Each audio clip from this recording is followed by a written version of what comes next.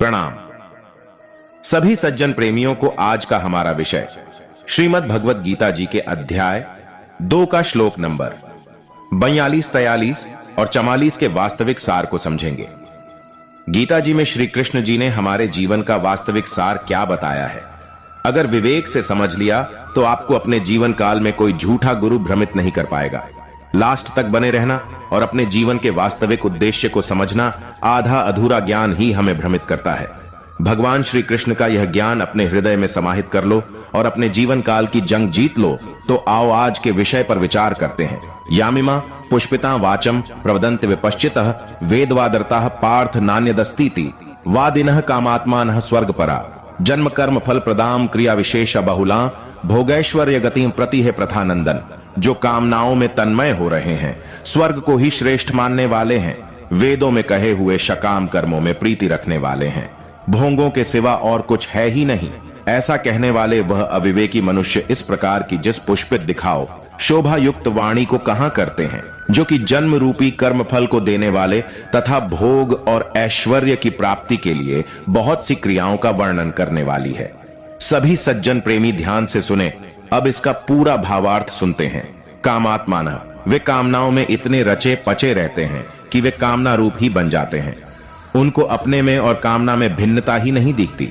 उनका तो यही भाव होता है कि कामना के बिना आदमी जी नहीं सकता, कामना के बिना कोई भी काम नहीं हो सकता, कामना के बिना आदमी पत्थर की तरह जड़ हो जाता है, उसको चेतना भी नहीं रहती। ऐसे भाव वाले पुरुष कामात्मान हैं। स्वयं तो नित्य निरंतर ज्यों का त्यों रहता है, उसमें कभी घट बढ़ नहीं होती, पर कामना आती जाती रहती है और घटती बढ़ती है। स्वयं परमात्मा का अंश है और कामना संसार के अंश को लेकर है। अतः स्वयं और कामना ये दोनों सर्वथा अलग अलग हैं। परंतु कामना में रचे पचे लोगों को अपने स्वरूप का अलग भान ही नहीं होता। स्वर्ग परा, स्वर्ग में बढ़िया से बढ़िया दिव्य भोग मिलते हैं, इसलिए उनके लक्ष्य में स्वर्ग ही सर्वश्रेष्ठ होता है और वे उसकी प्राप्ति में ही रात दिन लगे रहते हैं। यहां स्वर्ग परा पद से उन मनुष्यों की बात कही गई है जो वेदों में शास्त्रों में वर्णित स्वर्गादि लोकों में आस्था रखने वाले हैं। वेदवादरता पार्थ नान्यदस्तीति वादिनः, वे वेदों में कहे हुए सकाम कर्मों में प्रीति रखने वाले हैं। अर्थात वेदों का तात्पर्य वे केवल भोगों में और स्वर्ग की प्राप्ति में मानते हैं, इसलिए वे वेदवादरता हैं। उनकी मान्यता में यहाँ के और स्वर्ग के भोगों के सिवाय और कुछ है ही नहीं। अर्थात उनकी दृष्टि में भोगों के सिवाय परमात्मा, तत्वज्ञान, मुक्ति, भगवत प्रेम आदि कोई चीज है ही नहीं। अतः वे भोगों में ही रचे पचे रहते हैं। भोग भोगना उनका मुख्य लक्ष्य रहता है। यामिमा पुष्पिता वाचम प्रवदन्त्य विपश्चितः, जिनमें सत असत, नित्य अनित्य, अविनाशी विनाशी का विवेक नहीं है। ऐसे अविवेकी मनुष्य वेदों की जिस वाणी में संसार और भोगों का वर्णन है, उस पुष्पित वाणी को कहा करते हैं। यहां पुष्पिताम कहने का तात्पर्य है कि भोग और ऐश्वर्य की प्राप्ति का वर्णन करने वाली वाणी केवल फूल पत्ती ही है, फल नहीं है। तृप्ति फल से ही होती है, फूल पत्ती की शोभा से नहीं। वह वाणी स्थायी फल देने वाली नहीं है। उस वाणी का जो फल स्वर्ग आदि का भोग है, वह केवल देखने में ही सुंदर दिखता है, उसमें स्थायीपना नहीं है। जन्म कर्म फल प्रदाम, वह पुष्पित वाणी जन्म रूपी कर्म फल को देने वाली है, क्योंकि उसमें सांसारिक भोगों को ही महत्व दिया गया है। उन भोगों का राग ही आगे जन्म होने में कारण है। गीता 13वें अध्याय का 21वां श्लोक।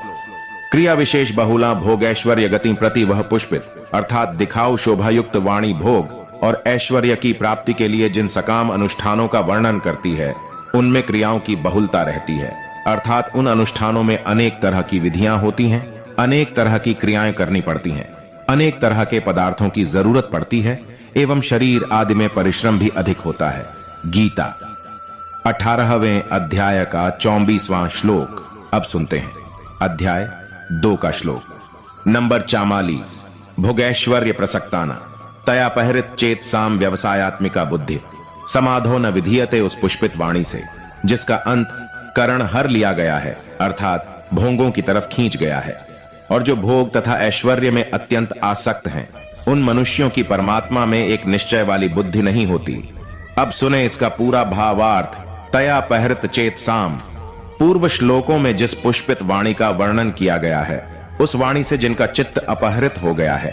अर्थात स्वर्ग में बड़ा भारी सुख है, दिव्य नंदनवन है, अप्सराएं हैं, अमृत है, ऐसी वाणी से जिनका चित्त उन भोगों की तरफ खींच गया है। भोग ऐश्वर्य प्रसक्ता नाम, शब्द, स्पर्श, रूप, रस और गंध, ये 5 विषय, शरीर का आराम, मान और नाम की बड़ाई, इनके द्वारा सुख लेने का नाम भोग है। भोगों के लिए पदार्थ, रुपये पैसे, मकान आदि का जो संग्रह किया जाता है, उसका नाम ऐश्वर्य है। इन भोग और ऐश्वर्य में जिनकी आसक्ति है, प्रियता है, खिंचाव है, अर्थात इनमें जिनकी महत्व बुद्धि है, उनको भोगैश्वर्य प्रसक्ता नाम कहा गया है। जो भोग और ऐश्वर्य में ही लगे रहते हैं, वे आसुरी संपत्ति वाले होते हैं। कारण कि असु नाम प्राणों का है और उन प्राणों को जो बनाए रखना चाहते हैं, उन प्राण पोषण परायण लोगों का नाम असुर है। वे शरीर की प्रधानता को लेकर यहाँ के अथवा स्वर्ग के भोग भोगना चाहते हैं। व्यवसायत्मिका बुद्धि समाधो न विधीयते।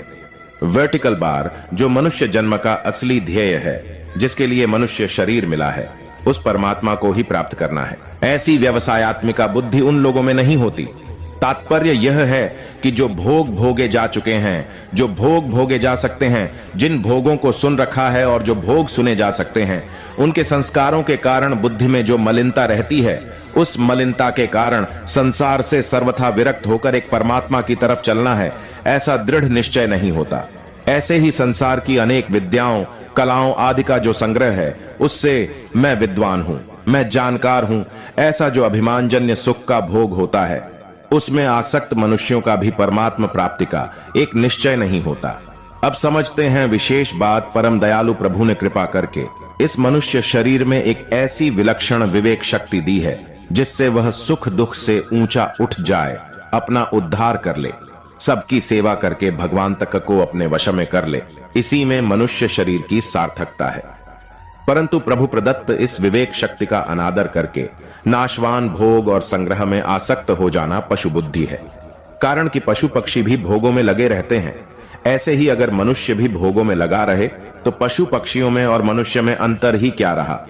पशु पक्षी तो भोग योनि है, अतः उनके सामने कर्तव्य का प्रश्न ही नहीं है।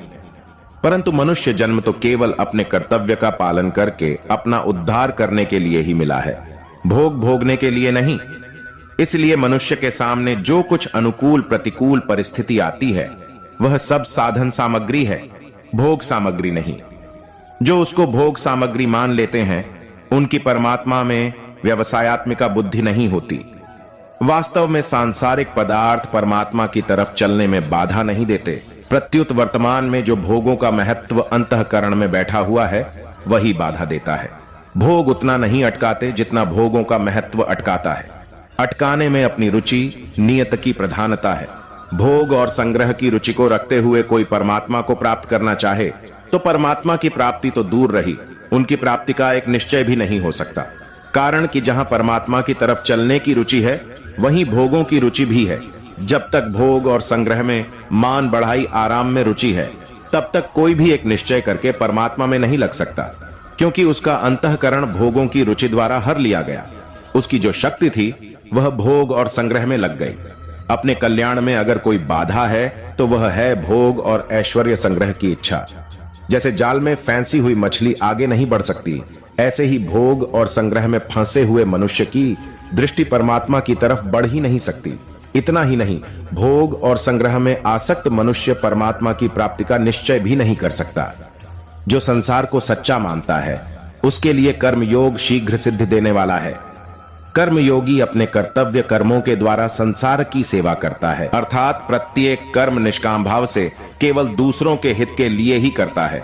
वह दूसरों के सुख से प्रसन्न सुखी और दूसरों के दुख से करुणित दुखी होता है।